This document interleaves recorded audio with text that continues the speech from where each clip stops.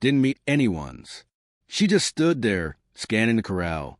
Bravado saw her first. His head snapped up so fast the lead rope jerked in Caleb's grip.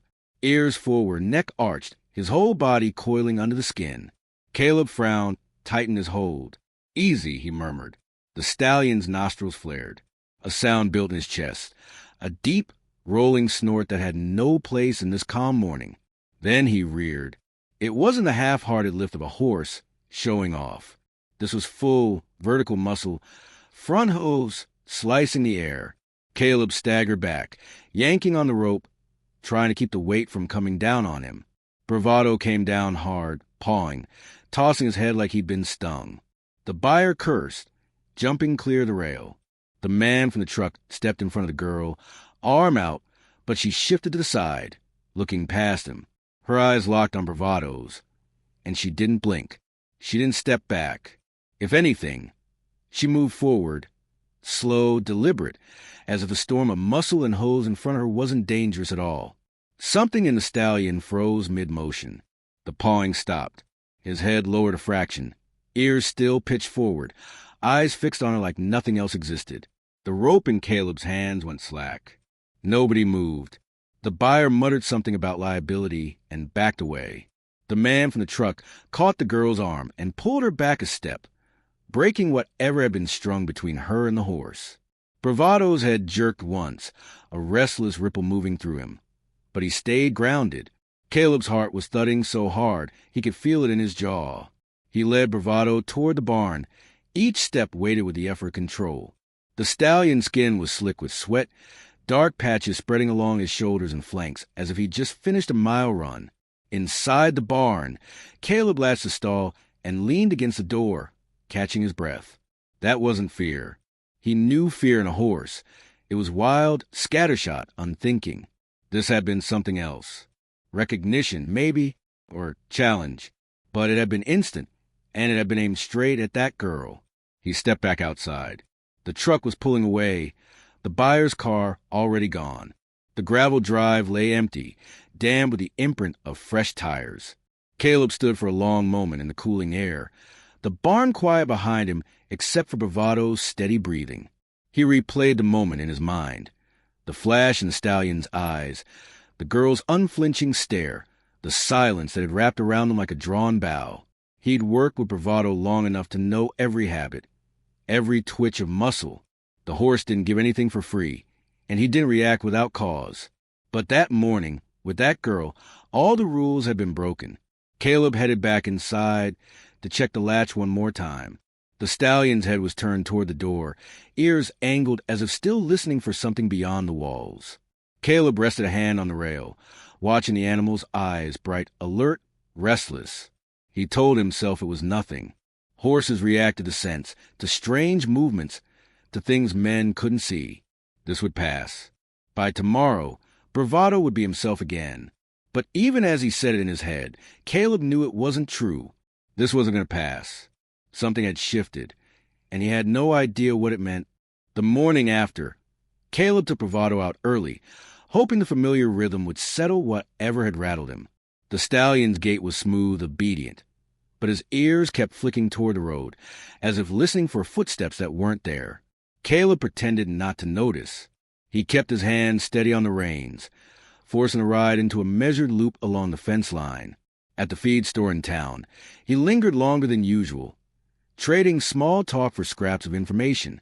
When he mentioned a man with a teenage girl showing up at his place, a woman behind the counter nodded. "That's Brennan. Lives way out past the old racetrack. Keeps to himself. Girl's Lila. Quiet one. No mention of horses. No hint of why she might unsettle a stallion like Bravado." By the time he drove home, the wind had shifted, carrying the dry tang of dust off the hills. Bravado was in the paddock, pacing in slow arcs, eyes fixed on the far fence. Caleb followed his gaze. A figure stood just beyond the wire, slim, coat unbuttoned despite the wind. Lila Brennan. She didn't call out or wave. She just waited. Caleb approached the fence, stopping a few feet short. "You here for something?" he asked. Her gaze didn't move from Bravado. "I wanted to see him again." "You spooked him yesterday," Caleb said. keeping his voice flat. Her mouth curved, just enough to suggest a private joke. I didn't spook him. Bravado had already crossed the paddock, stopping so close to the fence that his breath stirred the loose strands of her hair. Caleb watched as she raised a hand and laid it against a white blaze on his face. The stallion's eyes softened, his whole frame easing in a way Caleb had never seen with anyone else. "You've been around him before?" Caleb asked. Her hand stayed on Bravado's cheek. "Not him." A pause. "Not like this." She didn't elaborate, and he didn't press. Instead, he unlatched the gate, leading Bravado into the smaller training pen. Lila followed without asking. She moved inside the fence and simply stood there, her posture loose, as if she belonged in that circle. Bravado circled her to walk, each pass bringing him a fraction closer. It was a strange dance. No cues from her, no commands from Caleb. Just a narrowing space between them until the stallion stopped at her side, exhaling slow and heavy. Caleb had spent years building trust with this horse. Yet here was a girl he'd met twice, undoing all the usual rules. The clouds thickened overhead, flattening the light. Lila brushed a hand down Bravado's neck, murmuring something too soft to catch. Caleb stepped forward, and instantly the stallion's head came up, his shoulder edging between them as if to shield her. Caleb stopped where he was, a sharp flicker of unease running through him. "How old are you?" he asked. 14. "You got school." "I'm not staying long," she said, as if that answered everything. They stayed like that for a while, Lila and the horse in some private current, Caleb just outside it. When she finally stepped back, Bravado tracked her every movement until she reached the fence. "I'll come again," she said. It wasn't a question. Caleb didn't agree, but he didn't forbid it either. He watched her walk the dirt road until she disappeared behind the curve of the hill. Bravado stood at the rail long after, ears pointed in the direction she'd gone. Back in the barn, Caleb ran a brush over the stallion's coat. The animal was calmer now, but there was a charge in him that hadn't been there before, a low hum under the skin. Caleb worked in silence, his thoughts circling the same way Bravado had in the pen, over and over, closing in on something he couldn't quite name. He knew horses remembered. Faces, scents, voices. They carried those things longer than most people believed. And Bravado's reaction to that girl wasn't random. It was a thread to something buried deep in the animal's past. Caleb wasn't sure yet if pulling it would steady the ground beneath them or tear it wide open. 2 days passed before Caleb decided he needed answers. Curiosity had been gnawing at him like a splinter under the skin, and he knew it wouldn't let go until he found the truth. He drove into the city, to the archives of the old racetrack, where Bravado had once run under a different name. The building smelled faintly of dust and old paper, the air cool and still. At a desk tucked in the back, he sifted through brittle race programs and faded photographs until one stopped him cold. It was Bravado, leaner, brighter-eyed, crossing the finish line with a woman in the saddle. Her hair was the same deep chestnut as Lila's, streaming behind her under the helmet. The caption beneath read, "Marissa Brennan and Firestorm take the Silver Cup 2015. The name cut through him. Brennan, Lila's mother. He found more clippings. Marissa standing beside Firestorm with a hand pressed to the horse's neck, her smile wide but her eyes sharp, protective. An old trainer he spoke to in the side office remembered her well. "Fiercest rider I ever saw," the man said. That horse was her shadow. Wouldn't let anyone else near him if she was in sight. Then she was gone. Car accident. Debt swallowed the stable. Firestorm got sold to some rancher up north. Never ran the same after that. Driving back, Caleb gripped the wheel tighter than necessary, the highway unspooling under the tires. He could picture it now. The horse's recognition, the unshakable pull toward a face carrying her blood. When he reached the ranch, the wind was up, rattling the gate chains. Lila was already there, standing in the corral with Bravado pressed close to her side. He didn't need to open the gate for her anymore. She'd found her own way in. "You knew," Caleb said from the fence. Her eyes flicked toward him, then back to the horse. "I guessed." "That's not guessing. You called him Firestorm." Her fingers stilled in his mane. "My mother called him that." Caleb stepped into the corral, boots sinking into damp earth. "Why didn't you say?" Lila shrugged, but the movement was tight. Didn't think you'd let me near him if you knew. People don't like old things coming back. The wind tugged at her braid, loose strands catching on her coat collar. Bravado shifted, angling himself between them again. Caleb stopped short, the message clear. She trained him, Lila said softly. Told me he'd never let her down. The scar on his flank. She blamed herself for that, said it made them the same. And then she was gone. Her voice thinned on the last word. Caleb let the silence hang. He understood too well the way grief left gaps that could never be filled, only skirted around. I can't keep him forever, he said finally. I've got someone lined up to buy him. He's worth a lot. Lila's head came up fast. You can't sell him.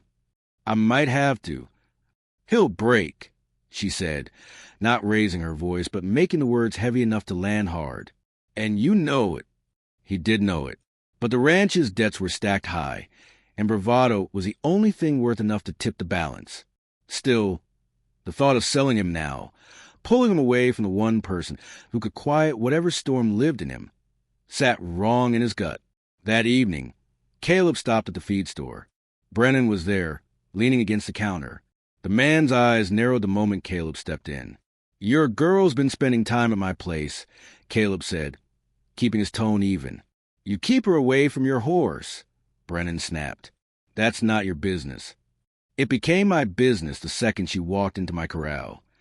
Brennan straightened, jaw tight. You don't know what you're messing with. Leave it alone. He walked out without another word, the door banging shut behind him. Caleb stood there in the echo, wondering just how deep this went, and how much more bravado's past was tied to a girl who wouldn't stay away. The storm came hard and sudden, wind snapping across the valley, rain hammering the roof like thrown gravel. Caleb woke to the sound of a gate chain clanging loose. By the time he pulled on his coat and stepped outside, the paddock was empty. Bravado was gone. He followed the churn of hoof prints through the mud, the beam of his flashlight slicing through sheets of rain. They led toward the far ridge, then vanished where the ground turned to slick stone. Caleb called his name into the wind, but the storm swallowed the sound. By dawn, his legs ached from the climb, and his clothes clung heavy with water. He was no closer to finding the stallion. He was halfway back to the barn when he saw her, Lila, coat soaked through, hair plastered to her face, walking the dirt road toward him with a stubborn, unhurried stride. She didn't ask permission. I know where he is, she said, her voice hoarse. He'll be at the track. Caleb almost told her go home, but something in her eyes, a steady, unblinking certainty, made him fall in beside her. They cut through wet fields and overgrown lanes until the skeletal outline of the old racetrack rose ahead, its grandstand slouched and broken. The air smelled of rust and wet grass. Bravado stood at the far end, exactly where the starting gates had once been. His coat was plastered to his frame, head high, legs trembling but unhurt. Caleb stopped short, watching as Lila stepped forward alone. She called him Firestorm, the name soaked with years of absence. The stallion's ears flicked forward, his stance shifting from wary to intent. He took a step toward her, then another, closing the distance until his muzzle pressed into her shoulder. Lila's hands came up to his face, her words too low for Caleb to catch, but whatever she said made the horse lower his head as if unburdening something heavy. Caleb approached slowly, each step careful not to break whatever fragile tether bound them. When he reached them, Bravado didn't pull away. The three of them stood together in the steady rain, the quiet thick enough to drown out the world beyond the track. By the time they led him home, the storm had broken into a thin drizzle. Caleb dried him off in the barn, rubbing warmth back into his muscles, while Lila stood by, silent but present. The idea of selling him now felt not just wrong, but impossible.